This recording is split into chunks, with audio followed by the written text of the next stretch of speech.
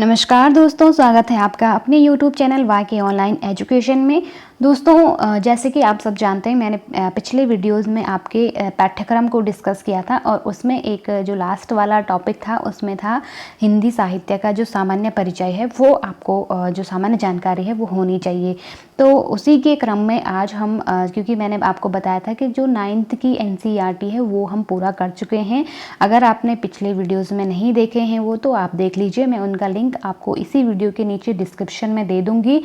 और अब हम 10th का शुरू कर रहे हैं, तो क्योंकि वहाँ पे 10th और 12th ज़्यादा फोकस किया हुआ है तो आपको ये दोनों चीज़ों के जो NCERT की किताबें हैं उनको थोड़ा बहुत जो भी उनके जो लेखक हैं वहाँ पर दिए हुए उनको आपको पढ़ना पड़ेगा। तो यदि आप चैनल पर नए हो तो चैनल को सब्सक्राइब ज़रूर करिएगा और अपने दोस्तों के साथ शेयर करना बिल्कुल ना भूलिएगा। तो व्याकरण में तो हम लोग पर्यायवाची वाला टॉपिक हमारा चल रहा है, जिसमें हम एक वीडियो तो ला चुके हैं। अगले वीडियो में हम फिर पर्यायवाची को ही डिस्कस करेंगे और ट्रिक के माध्यम से मैं आपको पर्यायवाची पढ़ा रही हूँ। तो साथ ही साथ मैंने कहा था कि साहित्य भी हम पढ़ेंगे, तो चलिए उसी क्रम में सबसे पहला आज का चैप्टर है सूरदास के बारे में हम पढ़ेंगे। मैं आपको बताऊंगी कि यहाँ से आपके प्रश्न कहाँ कहाँ से और कैसे बनेंगे। ठीक, तो देखो सबसे पहले जान लेते हैं सूरदास जी का जन्म जो है 1478 में माना जाता है। हालांकि ये प्रश्न नहीं बनता है क्योंकि कई लोग कुछ अलग सन भी बताते हैं।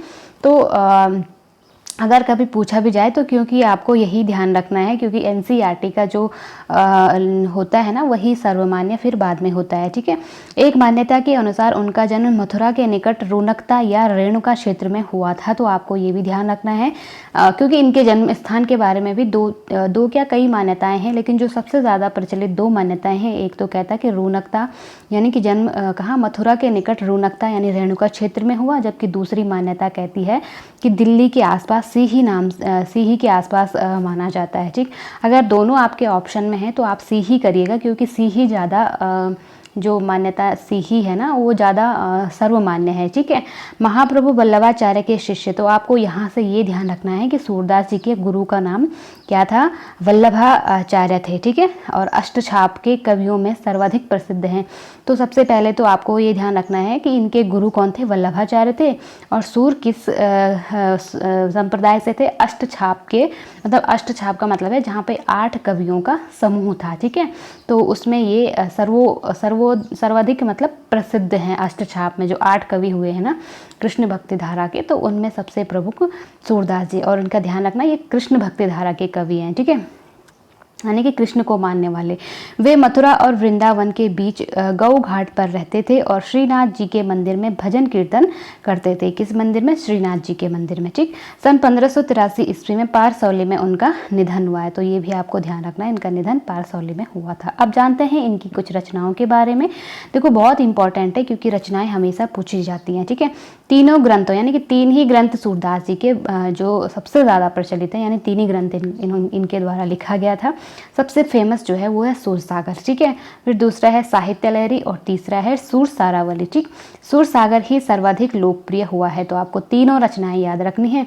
खेती और पशुपालन वाले भारतीय समाज का दैनिक अंतरंग चित्र और मनुष्य की स्वाभाविक वृत्तियों का चित्रण सूर की कविता में मिलता है। सूर वात्सल्य और श्रृंगार के श्रेष्ठ कवि माने जाते हैं। तो ये बात आपको ध्यान रखनी है कि सूरदास क्या है, वात्सल्य और श्रृंगार। आपने यदि रस सुने होंगे हिंदी में, आगे हम उन्हें भी कभी पढ़ेंगे, लेकिन अगर आपको रस पता है तो आपको ये ध्यान होगा कि जो वात्सल्य और श्रृंगार रस होते हैं ना, वात्सल्य मतलब जहाँ पे जो छोटे बच्चों के प्रति जो प्रेम भावना होती है ना उसे वात्सल्य कहते हैं।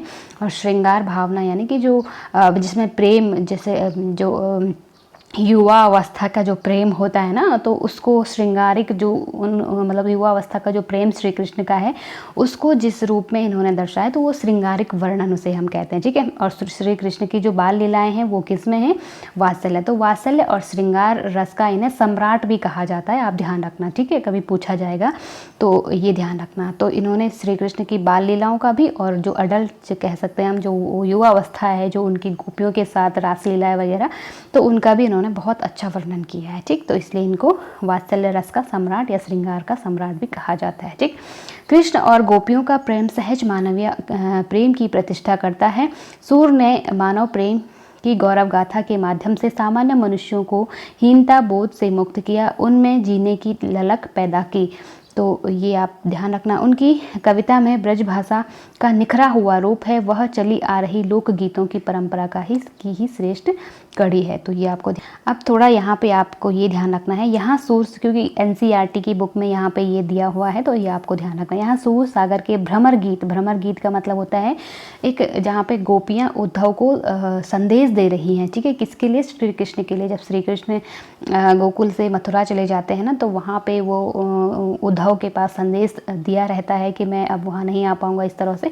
तो वो जो वार्तालाप गोपियाँ उद्धव से कर रही हैं उस क्योंकि वहाँ पे एक भ्रमर जो है फूलों का रस पान करने आते हैं, और दूसरा ये है कि वहाँ पर जो उद्धव है वो उसे भंवरे की संज्ञा दे रही हैं गोपियाँ, ठीक है।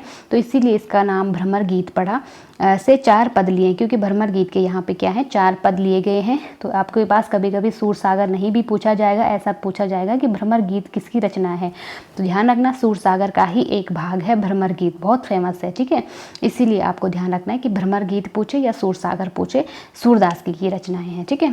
कृष्ण ने मथुरा जाने के बाद स्वयं न लौटकर उद्धव के जरिए गोपियों के पास संदेश भेजा था। उद्धव ने निर्गुण ब्रह्मा एवं योग का उपदेश देकर गोपियों की विरह वेदना को शांत करने का प्रयास किया है। यानी कि उद्धव क्या कह रहे हैं, मतलब जो आगे यहाँ पे पद दिए हुए ना, उनका सार ये बता रहे हैं कि जो गोपियाँ हैं, जो उद्धव है वो गोपियों को कह रहे हैं कि तुम श्री कृष्ण जो सगुण साकार रूप में उनकी आराधना करना छोड़ दो, बल्कि इसके स्थान पर तुम क्या करो, निर्गुण ब्रह्मा की जो निराकार हैं उनकी आराधना करना शुरू कर दो। तो गोपियों को गुस्सा आ जाता है और वो उद्धव को कहते हैं कि तुम हमें ज्ञान की बातें मत सिखाया करो, हम अपने कृष्ण को छोड़ करके किसी की दूसरे की भी भक्ति करना पसंद नहीं करते हैं, ठीक है। तो गोपियाँ ज्ञान मार्ग के बजाय प्रेम मार्ग को पसंद करती हैं, इस कारण उन्हें उद्धव का शुष्क संदेश पसंद नहीं आया। तभी वहाँ एक भंवरा आ पहुँचा, यहीं से भ्रमर गीत का प्रारंभ होता है, ठीक। तो गोपियों ने भ्रमर के बहाने उद्धव पर व्यंग्य बाण छोड़े। पहले पद में गोपियों की यह शिकायत वाजिब लगती है, लेकिन है कि यदि उद्धव कभी स्नेह के धागे से बंधे होते तो वह विरह की वेदना को अनुभूत अवश्य कर पाते। दूसरे पद में गोपियों की यह स्वीकारोक्ति कि उनके मन की अभिलाषाएं मन में ही रह गईं, कृष्ण के प्रति उनके प्रेम की गहराई को अभिव्यक्त करती हैं। तीसरे पद में वे उद्धव की योग साधना को कड़वी ककड़ी जैसा बता करके अपने एकनिष्ठ प्रेम में दृढ़ विश्वास प्रकट करती हैं। चौथे पद में उद्धव को ताना मारती हैं कि कृष्ण ने अब राजनीति पढ़ ली है। अंत में गोपियों द्वारा उद्धव को राजधर्म यानी कि प्रज्ञा का हित याद दिलाया जाना सूरदास की लोक धर्मिता का को दर्शाता है, ठीक। तो ये हो गया, आपको थोड़ा बहुत इसको ध्यान रखना है। अब क्योंकि आप समूह गौ की तैयारी कर रहे हैं तो समूह गौ में ऐसे पद नहीं पूछे जाते हैं। ये थोड़ा जो लोग नेट पीएचडी या कह सकते हैं टीजीटी पीजीटी की तैयारी कर रहे हैं उनको ये पद ध्यान रखने होते हैं वहाँ, क्योंकि यहाँ से अलंकार वगैरह पूछे जाते हैं। तो अब मैं आपको बताती हूँ कि आपके पास डायरेक्ट प्रश्न कहाँ से बनेंगे। थोड़ा बहुत हो सके तो एक नज़र इन पे मार लेना, क्योंकि हो सकता है कई बार, क्योंकि तो कंपटीशन थोड़ा टफ हो गया है, तो कोई एक लाइन आपसे बीच में उठा के पूछी जा सकती है, ठीक। वैसे तो नहीं पूछी जाएगी, समूह गौ में इतना डीप नहीं आता है। तो देखो अब थोड़ा सा आपको शब्दार्थ ध्यान रखना। जो लोग टीजीटी पीजीटी की तैयारी कर रहे हैं ना, तो मैं उनके लिए भी बताना चाहती हूँ कि जैसे ये शब्दकोश है ना, तो ये आप हमेशा ध्यान रखिए, चाहे कोई भी एग्जाम की तैयारी आप कर रहे हैं, क्योंकि कई बार शब्दों के अर्थ आपसे पूछ लिए जाते हैं, ठीक है। तो जैसे बड़भागी का मतलब होता है भाग्यवान, अपरस मतलब अलिप्त या नीरस या अछूता, जो कि किसी चीज़ से अछूता हुआ, ठीक है। फिर है तगा, तगा यानी कि धागा या बंधन। पुरैन पात मतलब कमल का पत्ता। तो आपको पता चला कि कमल का एक पर्यायवाची क्या है, पुरैन भी है, ठीक है। दागी मतलब दाग या धब्बा। माँ मतलब मैं।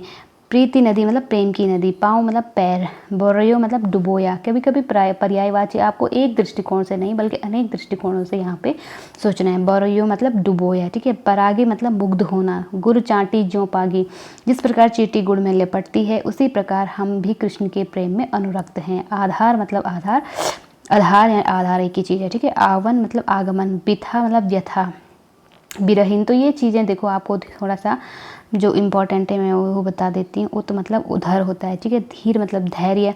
मर्याद मतलब मर्यादा या प्रतिष्ठा। तो ये आपको ध्यान रखने हैं।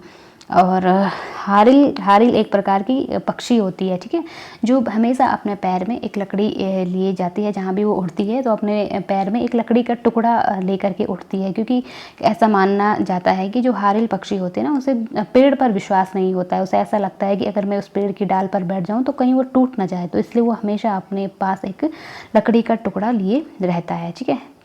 फिर है नंद नंदन, नंद मतलब जो नंद हैं कृष्ण के पिता, और नंदन मतलब पुत्र। मैंने अब पर्यायवाची में भी आपको ये काम आएंगे, ठीक है। जकरी मतलब रटती रहती हैं, शु मतलब वह, व्याधि मतलब रोग पीड़ा पहुंचाने वाली वस्तु, करी मतलब भोगा, ठीक है। तो ये इस तरह से आपको ध्यान रखने हैं। तिनहि मतलब उनको, मधुकर यानी कि भौरा, उद्धव के लिए गोपियों द्वारा प्रयुक्त संबोधन, ठीक है। तो मधुकर किसके लिए कहा है उन्होंने, उद्धव के लिए किया है, ठीक है। भौरे को भी मधुकर कहते हैं, और मतलब भौरे का पर्यायवाची एक मधुकर भी है, और उद्धव को भी वो भौरे की संज्ञा दे रही है, ठीक है। पठाए मतलब भेजा, आगे के, पहले के, तो ये आपको ध्यान रखना है। अनीति का मतलब अन्याय होता है, ठीक है। तो ये शब्दावली आपको थोड़ी सी ध्यान रखनी है। बाकी हारिल के बारे में तो मैंने बताया भी है, ठीक है। कॉमन पीकॉक या पहाड़ी कबूतर जिसे हम कहते भी हैं अगर लोकप्रिय भाषाओं में। तो ये था हमारा आज का वीडियो जो कि सूरदास जी के बारे में था, और इनके बारे में हमने काफ़ी जानकारी आपको बताई। तो यदि अच्छा लगा मेरा ये प्रयास तो प्लीज़ कमेंट करके, लाइक करके मुझे ज़रूर बताइएगा, और अपने दोस्तों के साथ शेयर करना बिल्कुल भी ना भूलिए। मिलते हैं अगले वीडियो में। नमस्कार।